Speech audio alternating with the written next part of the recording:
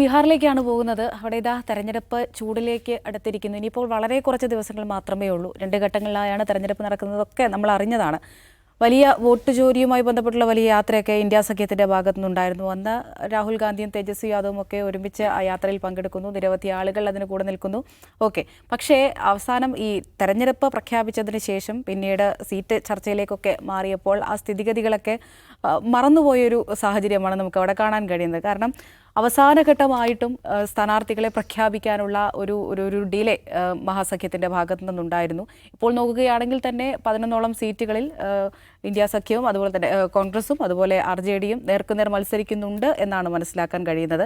ഏറ്റവും ഒടുവിൽ ഏതായാലും ചർച്ചകൾക്കൊക്കെ ശേഷം തേജസ്വി യാദവിനെ മുഖ്യമന്ത്രി സ്ഥാനാർത്ഥിയായി പ്രഖ്യാപിച്ചിട്ടുണ്ട്. മഞ്ഞുരുകുകയാണോ എന്ന് തന്നെയാണ് പരിശോധിക്കുന്നത്. ദാവൂദ് സാർ, എന്തായിരിക്കും ബീഹാറിൽ നടക്കാൻ പോകുന്നത്? ബീഹാറിൽ എന്ത് നടക്കുന്നു എന്നുള്ളത് ഇപ്പം നേരെ 2 ദിവസം മുമ്പുണ്ടായിരുന്നൊരു പിക്ചർ ഉണ്ടായിരുന്നല്ലോ. NDA കുറേ മുമ്പോട്ട് പോയി, മഹാഗഡ്ബന്ധൻ അവർ ആഭ്യന്തര പ്രശ്നങ്ങളായിട്ട് നിൽക്കുകയാണ് എന്നൊരു ഫീലിൽ നിന്ന് മാറിയിട്ടുണ്ട്. എന്ന് വെച്ചാൽ ഇപ്പം എന്താ സംഭവിച്ചു, NDA ഇതുവരെ മുഖ്യമന്ത്രി സ്ഥാനാർത്ഥിയെ പ്രഖ്യാപിച്ചിട്ടില്ല. മഹാഗഡ്ബന്ധൻ പ്രഖ്യാപിച്ചു കഴിഞ്ഞു. തേജസ്വി യാദവിനെയാണ് പ്രഖ്യാപിച്ചത്. തേജസ്വി യാദവിനെ മുഖ്യമന്ത്രി സ്ഥാനാർത്ഥിയെ പ്രഖ്യാപിക്കുക മാത്രമല്ല ചെയ്തത്, ഒരു ഉപമുഖ്യമന്ത്രി സ്ഥാനാർത്ഥിയും പ്രഖ്യാപിച്ചിട്ടുണ്ട്, കുമാർ സഹാനി. ഈ കുമാർ സഹാനി എന്ന് പറയുന്നത് അവിടുത്തെ ഒരു ചെറിയ VIP എന്ന് പറഞ്ഞ പാർട്ടിയുണ്ട്, വികാസ്ശീൽ ഇൻസാൻ പാർട്ടി എന്ന് പറയുന്നത് അവിടുത്തെ നിഷാദ് കമ്മ്യൂണിറ്റി എന്ന് പറഞ്ഞിട്ടൊരു അതിപിന്നോക്ക കമ്മ്യൂണിറ്റിയാണ്. എന്ന് വെച്ചാൽ അവർ മത്സ്യത്തൊഴിലാളികളാണ്. മത്സ്യത്തൊഴിലാളി എന്ന് പറയുമ്പോൾ ബീഹാറിന് തീരദേശമില്ല. ഈ ഉൾനാടൻ ഈ ഗംഗ നദിയിലും പുഴകളിൽ മത്സ്യം പിടിച്ച് കഴിയുന്ന കമ്മ്യൂണിറ്റിയാണ്. സാമാന്യം വലിയ കമ്മ്യൂണിറ്റിയാണ്. അപ്പോൾ അവർ 15 സീറ്റിലാണ് മത്സരിക്കുന്നത്. അപ്പോൾ അവരുടെ പ്രസിഡൻ്റായിട്ടുള്ള കുമാർ സഹാനി ഉപമുഖ്യമന്ത്രി സ്ഥാനാർത്ഥിയെ പ്രഖ്യാപിച്ചു. ഇനിയും ഉപമുഖ്യമന്ത്രി സ്ഥാനാർത്ഥികൾ ഉണ്ടാകുമെന്ന് അശോക് ഗെഹ്ലോട്ട് പറഞ്ഞിട്ടുണ്ട്. അപ്പോൾ അത് ഒരു എന്താ പറയുക, ഒരു സ്റ്റെപ്പ് അഹെഡാണ്. കാരണം തേജസ്വി യാദവിനെ കുറിച്ച് നമ്മൾ മനസ്സിലാക്കേണ്ടത് ബീഹാറിൽ ഏറ്റവും പോപ്പുലറായിട്ടുള്ള രാഷ്ട്രീയക്കാരനാണ്. ഇപ്പോൾ ഈയിടെ നടന്ന സർവേകളിൽ പോലും, സർവേകൾ എന്ന് പറയുമ്പോൾ NDA ആണ് അധികാരത്തിൽ വരിക എന്ന് ഫലം നൽകിയ എന്ന് ആൻസർ ചെയ്ത ആളുകൾ പോലും ബെസ്റ്റ് ചീഫ് മിനിസ്റ്ററായിട്ട് ആരായിട്ടാണ് പറഞ്ഞിരിക്കുന്നത്? തേജസ്വി യാദവിനാണ്. വളരെ യങ്ങാണ്, 36 വയസ്സായിട്ടുള്ളൂ. നമുക്ക് രാഷ്ട്രീയത്തിൽ അയാൾ ക്രിക്കറ്ററായിരുന്നു, നല്ല പ്രൊഫഷണൽ ക്രിക്കറ്ററായിരുന്നു. പിന്നെയാണ് രാഷ്ട്രീയത്തിലേക്ക് വന്നത്. ഉപമുഖ്യമന്ത്രിയായിട്ട് നന്നായി പെർഫോം ചെയ്തു. ബീഹാറിൽ എല്ലാ വിഭാഗം ജനങ്ങൾക്കിടയിലും വലിയ സ്വീകാര്യതയുള്ള ആളാണ്. അപ്പോൾ അങ്ങനെ ഒരാളെ മുഖ്യമന്ത്രി സ്ഥാനാർത്ഥിയായിട്ട് ഇവർ പ്രഖ്യാപിക്കുന്നു.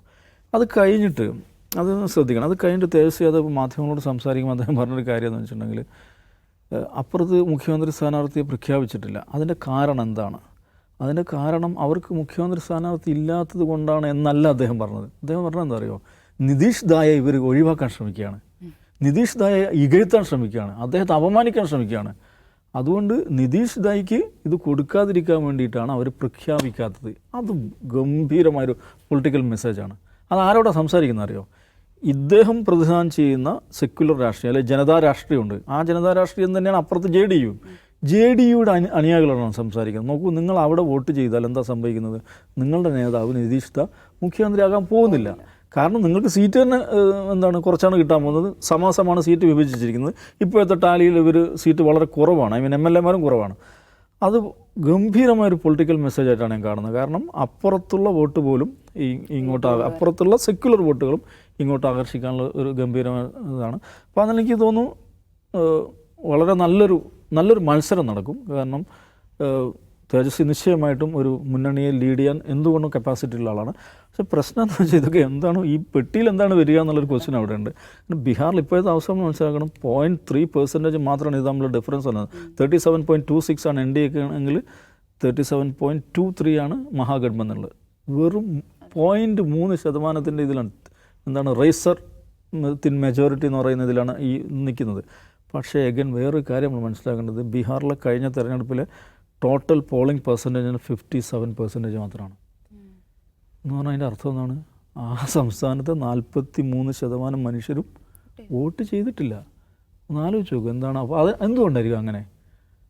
ഈ മനുഷ്യർ, ഈ 43% മനുഷ്യർ എന്ന് പറയുന്നത് ആരാണ്? അവരൊരു പക്ഷേ ഇങ്ങനെ തിരഞ്ഞെടുപ്പ് നടക്കുന്നത് പോലും അറിഞ്ഞിട്ടുണ്ടാവില്ല. അല്ലെങ്കിൽ ആ ദിവസം ജോലി ഒഴിവാക്കി വോട്ട് ചെയ്യാൻ ക്യൂവിൽ നിൽക്കാൻ, പോളിംഗ് ബൂത്തിൽ പോകാൻ പറ്റാത്ത മനുഷ്യരായിരിക്കും. അല്ലെങ്കിൽ പോളിംഗ് ബൂത്തിലേക്ക് ആക്സസ് ഇല്ലാത്ത, റോഡില്ലാത്ത, റിക്ഷയില്ലാത്ത മനുഷ്യരായിരിക്കും. അതാണ് സംസ്ഥാനം മനസ്സിലാക്കണം. അങ്ങനെ ഒരു സംസ്ഥാനത്താണ് എന്താണ് അതിൻ്റെ പേര്, ഈ വോട്ട് SRCയോ SIR ഇതൊക്കെ 43% മനുഷ്യർ വോട്ട് ചെയ്യാത്തൊരു സംസ്ഥാനത്താണ് SIR നടപ്പിലാക്കിയിരിക്കുന്നത്. എന്തോന്നാ ഈ SIR? എന്താണ് ഈ ഡോക്യുമെൻറ്റുകളുടെ ഒരു പ്രളയമാണ്. അച്ഛൻ്റെ ഇതുവരെ ചോദിച്ചിട്ടുണ്ട്. അച്ഛൻ്റെ ബർത്ത് സർട്ടിഫിക്കറ്റ് വരെ ചോദിച്ചുകൊണ്ട് ഒരു SIR ഇങ്ങനൊരു സംസ്ഥാനം നടപ്പിലാക്കിയാൽ എന്നിട്ട് 50 ലക്ഷം ആളുകൾ അതിന് പോയി എന്ന് പറയുന്നു. ആരാണ് ഈ പോയത്? ഒരു വലിയ ചോദ്യമാണ്. അപ്പോൾ അതുകൊണ്ട് രാഷ്ട്രീയവും തിരഞ്ഞെടുപ്പും അതൊക്കെ നടക്കും. ഈ പെട്ടിയെന്നും അതിന് പറയാൻ പറ്റില്ല. ഇതിനകത്ത് ഈ ഡിവൈസിനകത്ത് എന്താണ് സംഭവിക്കുക എന്ന് പറയാൻ പറ്റില്ല. ജെയിംസ് ഈ പറഞ്ഞതുപോലെ SIRന് ശേഷമുള്ള ആദ്യത്തെ തെരഞ്ഞെടുപ്പാണ്. അതുപോലെ തന്നെ വലിയ തരത്തിലുള്ള വോട്ട് ക്രമക്കേട് കോൺഗ്രസ് ആരോപിച്ചിട്ടുണ്ട്.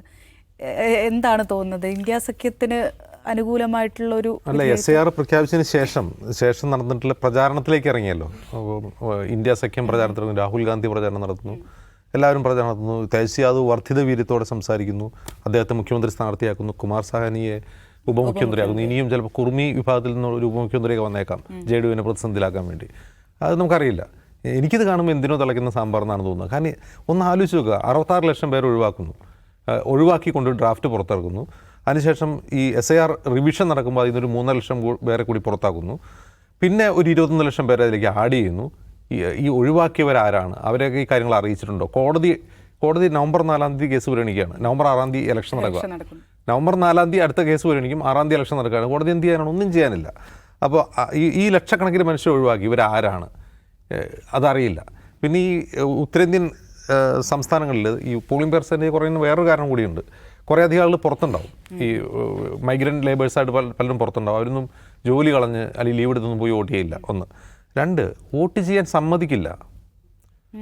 അത് നടക്കുന്നുണ്ട്. വോട്ട് ചെയ്യാൻ സമ്മതിക്കില്ല എന്ന് പറഞ്ഞാൽ തലേദിവസം വൈകിട്ട് ഈ ഗലികളിലേക്ക് ഉദ്യോഗസ്ഥരെ ചെല്ലും. നിങ്ങളുടെ ആധാർ കാർഡും വോട്ടർ ഐഡൻറ്റി കാർഡും തരൂ, രാവിലെ വോട്ട് ചെയ്യാൻ വരുമ്പോൾ തരാം എന്ന് പറഞ്ഞ് വാങ്ങിയെടുത്തുകൊണ്ട് പോകും.